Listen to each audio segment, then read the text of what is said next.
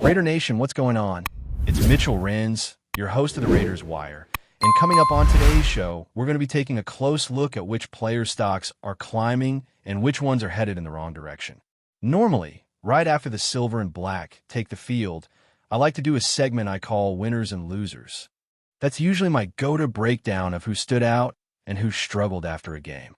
But this time I want to look forward instead of back, because honestly, there's only one thing on my mind right now. The San Francisco 49ers. It's not just about the team on the field this week. It's also about the battle we've got going on here on YouTube.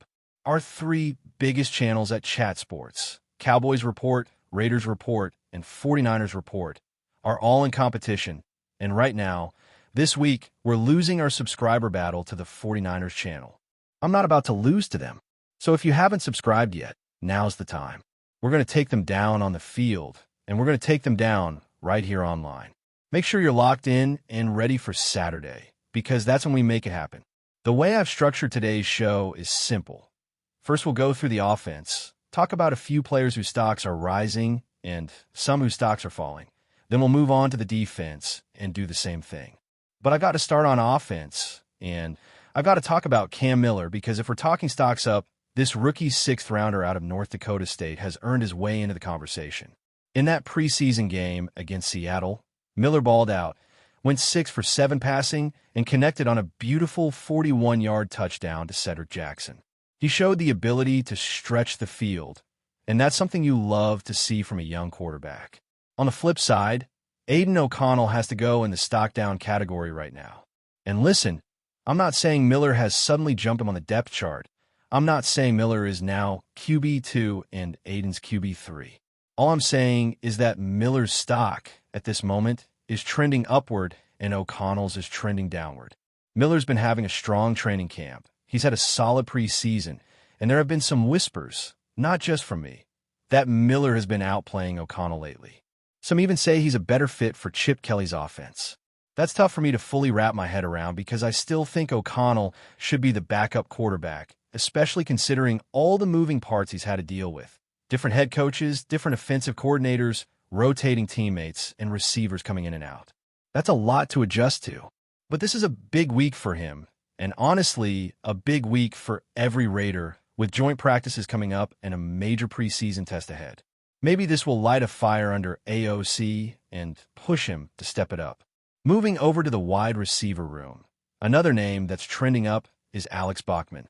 He's been operating as the Raiders' number 5 wide receiver behind Jacoby Myers, Trey Tucker, Jack Beck, and Dante Thornton Jr. The Raiders went out and drafted Tommy Mellott, the former quarterback from Montana State. The FCS Heisman Trophy winner, Touchdown Tommy himself, with the idea that he could fill that WR5 role and also contribute on special teams as a punt and kick returner. But if you watched that preseason game, or if you've been keeping up with the reports from camp, you know that Mellott's been slipping. He's getting buried on the depth chart, and every special teams opportunity he was supposed to have has basically been taken away. Early on, he was expected to be the lead punt returner and kick returner. Now he's sitting 4th in line behind Alex Bachman, Sincere McCormick, Dylan Lobby, and Trey Tucker. Heck, they even tried Ashton Janney back their returning punts, which, in my opinion, is more of a training camp experiment than anything serious. Let me just say, if Ashton Janney trots out to return punts in the regular season, I'm going to lose my mind. Sure, in the preseason and in practice, get the ball in his hands, see what he can do. But in a real game? No. Anyway, bottom line, Bachman's stock is going up because he's making plays and getting more opportunities, while Mellott's stock is going down because his expected role is evaporating. You guys know I love to get you involved in the show, so here's today's pinned comment question. As soon as you click on the video, the first comment you'll see under it will be this: who is a Raiders player whose stock is on the rise right now? I want to hear from you. Drop your answers, and then stick around because my pick is coming right after the break. Now, even though this video has a bunch of different names on it, there's one player not featured in this main segment whose stock I want to quickly point out as being on the rise: Jamal Adams. I really think he's going to end up starting, and it kind of feels like maybe he should have been playing linebacker years ago instead of safety. That's how well he's fitting into what they're asking him to do. Let's shift to the offensive line. Honestly, it was hard to find an offensive lineman whose stock I could confidently say was going up after that performance against Seattle, because the unit as a whole struggled. But if I had to pick one, it would be Antonio Mafi. Now, I'm not saying Mafi was great. In fact, I didn't think he played all that well against Seattle. But sometimes it's not just about what I think or what you think. The reality is, Mafi was getting first-team reps at right guard during Sunday's practice. The team didn't practice Monday, but the fact that a guy who was buried on the depth chart, not even with the 2s or 3s, suddenly got work with the starters says something. When the initial depth chart came out, Mafi was listed as 4th at his position. But with Caleb Rogers struggling against Seattle and Alex Kappa and JPJ dealing with minor rib injuries, opportunities opened up. And here's the kicker. Mafi played his college ball at UCLA under Chip Kelly. We all know coaching relationships can be a big deal. I can't help but wonder if Chip's saying, hey, I know this guy, I've worked with him, let's get him more reps and see what he can do. Meanwhile, Thayer Munford Jr.'s stock is definitely going the other way. I didn't think it was possible for it to drop much further, but after his showing against Seattle, a 36.6 PFF grade, and frankly, lucky to get even that, it's in rough shape. Watching the tape was tough. He struggled, plain and simple. Coming back from that break, it's time to turn our attention to the defensive side of the ball and talk about which players are moving in the right direction and which ones aren't. The first name that jumps out to me when I think about a stock that's on the rise is Terrell Edmonds. The Raiders signed him over the weekend, and anytime you bring in a veteran like that in the middle of camp, it tells you something about what the coaches are seeing. There's a little bit of a parallel here to Jamal Adams and the resurgence he's been having. Maybe the Raiders are hoping they can tap into something similar with Edmonds. This is a guy who's been around, played in big games, and you don't just bring him in unless you think he can make an immediate impact. Part of the reason his stock is rising is because of what's been happening with the guys already on the roster. Chris Smith and Trey Taylor, for example, have been struggling. And I'm not talking about just okay performances. I'm talking about games where you look at the grades, you look at the film, and you see missed opportunities, missed assignments, and not enough plays being made. When Lonnie Johnson Jr. went down with an injury, and yes, he's expected back around week 4 or week 5, the Raiders had to look at their depth and decide who could step up. They gave Chris Smith a big chance. He played more snaps than anyone else on defense in that Seattle game. And yet, he struggled. Trey Taylor, who was a 7th-round pick not by this regime, but by the previous one, also had a rough game.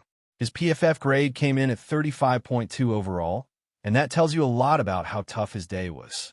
When you have multiple young safeties struggling like that, and you sign a veteran who's immediately going to get run in the preseason, that's a sign the newcomer stock is going up. There's also this interesting wrinkle with Harper, the safety nickel hybrid they've been tinkering with. He only played one defensive snap against Seattle, which says they're still figuring out exactly how to use him. But with Edmonds now in the building, you have to imagine there's going to be a shakeup in the snap distribution. And if Edmonds comes out against the 49ers and puts together a solid showing, his momentum is only going to grow heading into the final weeks of preseason. Now, let's talk about the nickel cornerback spot. Hugh Blue Kelly has to be considered a stock-up player after last week. On the flip side, Darnay Holmes is unfortunately trending in the opposite direction. And it's not just because of Kelly's play. Greedy Vance has been making noise too. In camp and during the Raiders' mock game, he's been earning praise from Pete Carroll for his physicality and effort. Now, Greedy might not be the biggest guy, listed at 5 feet 9 inches, maybe 5 feet 10 inches on a good day, but he plays with a chip on his shoulder. If I saw him in a dark alley, I wouldn't be walking down that alley. That's the kind of edge he brings. Kelly's story from the Seattle game is one I really like. Early on, he got picked on. The first couple of times he was targeted, it didn't go great. But instead of letting that rattle him, he responded. He made 2 clutch pass breakups later on, and by the end of the game, his PFF grade was an impressive 83.6 overall, second highest on the Raiders' defense, behind only Jamal Adams. That's a great example of bending but not breaking, showing resilience in the middle of a tough outing. Pete Carroll likes that mentality, and if you told me right now to pick the odd man out among the corners who started camp listed with the ones, I'd say it's Holmes. Even with his coaching connection to Patrick Graham, he's being squeezed by the emergence of younger guys. Before we move to the defensive line, I've got to make a quick stop for something happening off the field. If you're anywhere near Tucson, Arizona, on Friday, August 22nd, the day before the Raiders' final preseason game against the Cardinals, I'll be at Desert Shark Tucson, a restaurant owned and run by one of our biggest supporters, Fabian Moreno. This guy's been a legend in the live chats for months. If you want to come out, grab a drink, eat some good food, and talk Raiders football with me, that's the place to be. The more fans we pack in there, the longer I'll hang around. That's a stock-up event, if you ask me. Now, the final stock-up name I've got for the defense is Thomas Booker, the defensive tackle. That means, unfortunately, stock down for John Jenkins-Lalas. To be honest, you can make an argument for the entire defensive line's stock trending down right now. Losing Christian Wilkins was always going to hurt. That's like a punch in the gut no matter how you frame it. Then you add in the fact that Nephi Sewell, who is filling in for Wilkins, is now in a walking boot, and the Raiders' depth is taking hits. So they've been forced to give more snaps to guys like Zach Carter, Tonka Hemingway, and Tank Booker, the undrafted free agent out of SMU. On Sunday, in practice, Booker was actually getting reps with the first team. That's a huge opportunity for a UDFA and a bad sign for Lalas, who's been around but struggled badly in that game against Seattle. When I went back and watched Booker's tape, I loved what I saw. He wasn't just taking up space. He was pushing the pocket, creating interior pressure, making the quarterback uncomfortable. That's exactly what you need when your edge rushers are trying to clean up. I had him as my #1 biggest winner from that Seahawks game. Meanwhile, Lalas, man, it was tough to watch. If my kid came home with a 28.7 grade, I wouldn't be putting it on the fridge. I'd be telling them they need to hit the books. I believe Lalas can still be a good player, but right now he's being outperformed. Carter's making more of an impact, Tonka's flashing, and Booker just came in and flat out looked better. The good news for all the players I've listed as stocks down is that it's only the preseason. There's still time to turn it around. You've got this upcoming game against the 49ers to go out there, put some good tape together, and make me eat my words. For the guys whose stocks are up, it's about keeping that momentum going, stacking small wins, and locking in your spot for the regular season. The only way this team is going to get better, the only way the Raiders as a whole will improve, is if we keep stacking those small wins together week after week. So, when I step back and look at it, the offensive stocks up are Cam Miller, Alex Bachman, and Antonio Mafi. Offensive stocks down are Aiden O'Connell, Tommy Millott, and Thayer Munford Jr. on defense. Stocks up belong to Terrell Edmonds, Q Blue Kelly, and Thomas Booker. Stocks down go to Chris Smith, Trey Taylor, Darnay Holmes, and John Jenkins-Lalas. That's where we stand heading into the next preseason showdown. And I'm telling you right now, this week against the 49ers is going to tell us a lot about who's for real and who's running out of time. Before we continue, don't forget to subscribe to our channel and give this video a like. Your support helps us keep bringing you the latest updates on our Las Vegas Raiders. And don't be shy. Drop your thoughts on the news in the comments below. There's a growing buzz in the NFL community about a significant move that could reshape the defensive landscape of the Las Vegas Raiders. Reports are swirling that KYZIR White, a linebacker known for his tenacity and impressive tackling skills, has officially signed with the Raiders. This move is stirring up quite a bit of speculation among analysts and fans alike, who are eager to see how White's presence might influence the team's defensive strategies. The Raiders, historically known for their aggressive defense, seem poised to bolster their linebacker core with a player whose work ethic and on-field awareness have earned him respect across the league. Whispers around the league suggest that White's addition is not just about filling a roster spot, but rather about bringing a new leader to the defense who can inspire and coordinate the linebackers effectively. As the offseason progresses, many are watching closely to see if White's arrival will translate into a more formidable defensive unit capable of stifling opponents' offenses. The excitement is palpable, with fans already envisioning a more dominant linebacker group orchestrated by White's commanding presence. This signing could be the catalyst for a defensive resurgence in Las Vegas, signaling that the Raiders are serious about reclaiming their place among the league's elite defensive teams. The rumors continue to grow louder, setting the stage for what could be a thrilling defensive chapter ahead. What makes KYZIR White's potential impact on the Raiders even more intriguing is his demonstrated ability to lead and make pivotal plays under pressure. Throughout his career, White has consistently been a dependable force, known for his versatility in both pass coverage and run defense. Sources close to the team are hinting that the Raiders see him as more than just a linebacker. They view him as the cornerstone for revitalizing their defense. The coaching staff reportedly believes that White's aggressive style and football IQ will not only improve individual performances, but also elevate the entire linebacker group's cohesion and effectiveness. Speculation abounds that White's leadership could inspire younger players and help establish a culture of resilience and accountability within the defensive squad. Observers note that the Raiders have struggled defensively in recent seasons, often lacking the kind of linebacker presence that can change the momentum of games. With White stepping in, the potential for improved communication and smarter defensive schemes seems within reach. Fans and insiders alike are buzzing about how this signing could represent a turning point for the Raiders, potentially setting the stage for a defense that can consistently challenge the league's best offenses.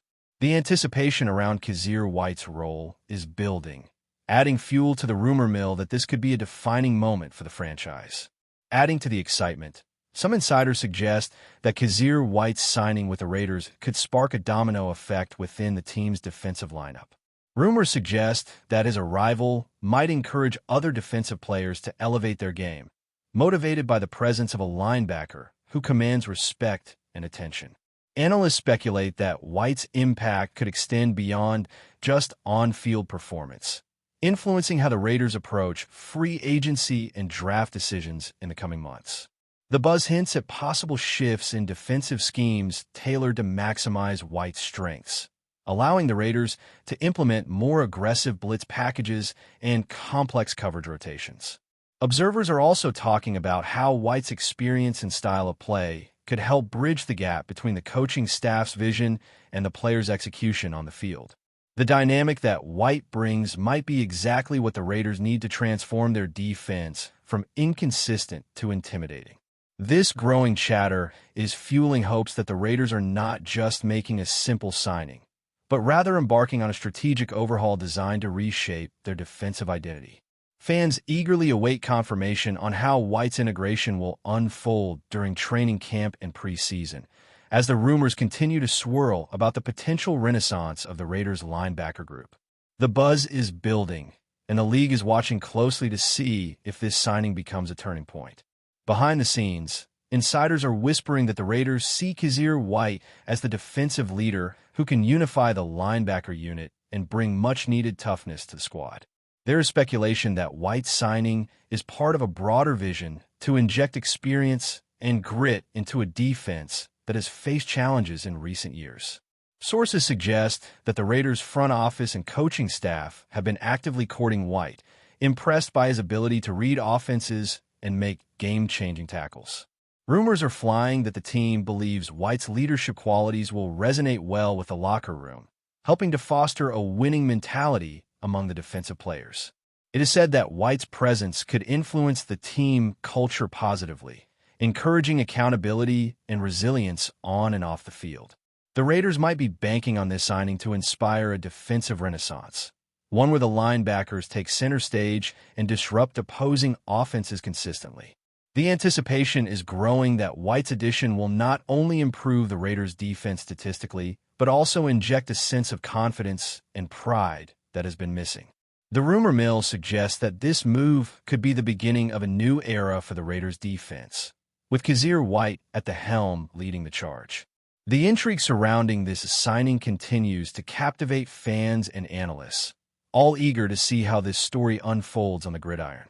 As the rumor mill heats up, many are pondering what KYZIR White's signing means for the Raiders' immediate future and long-term prospects. There's speculation that White's impact could be felt right away, with the linebacker expected to command a starting role and become a central figure in the team's defensive schemes. Industry insiders are talking about how White's skill set aligns perfectly with the Raiders' defensive philosophy, emphasizing aggression and versatility. The chatter suggests that White could be instrumental in mentoring younger players, passing on knowledge that could accelerate their development. Observers believe that this signing might help the Raiders tighten up a defense that struggled with consistency, particularly in critical moments of the game. The buzz includes conjecture about how White's presence might shift the balance of power within the team, positioning the Raiders to be more competitive in their division. Fans are eagerly awaiting to see if this move will spark a defensive transformation that propels the Raiders back into playoff contention. The excitement around KYZIR White is palpable, with many hoping his arrival signals a new chapter of defensive dominance for Las Vegas. As the preseason approaches, all eyes will be on White and the linebacker core, with rumors fueling anticipation for what could be a thrilling season ahead. That's it for this update. If you enjoyed the video and want to stay updated with exclusive news about our Las Vegas Raiders, be sure to subscribe to our channel and hit that like button. We can't wait to hear your thoughts in the comments. See you in the next video.